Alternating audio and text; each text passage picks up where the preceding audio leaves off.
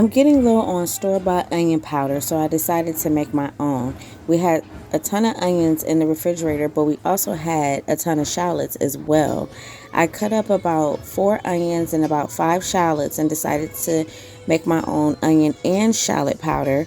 And I used my dehydrator to dehydrate my shallots last night for about 14 hours, and then I also have an air fryer that has a dehydration setting on it, so I used that for my sliced onions. Both of them took pretty long to dehydrate overnight, but today when I got up I decided to go ahead and put everything together.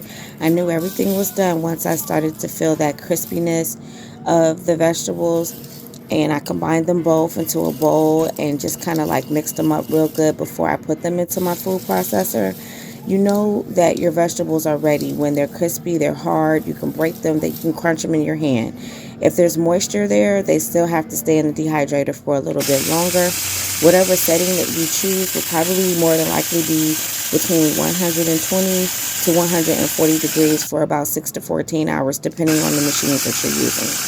I transferred everything into my food processor, just like I did with my vegetable seasoning. But originally I thought that I wouldn't need my spice grinder. But when it was all done, it did look a little chunky like. So yeah, I did need the spice grinder. A spice grinder is highly recommended when making your own seasonings because it will give the vegetables a more fine powder effect compared to what the food processor can do. After everything was blended well and everything was in the powder form that I was looking for, I decided to put it in a jar and put it on the countertop with my other homemade vegetable seasoning that I made a few days ago.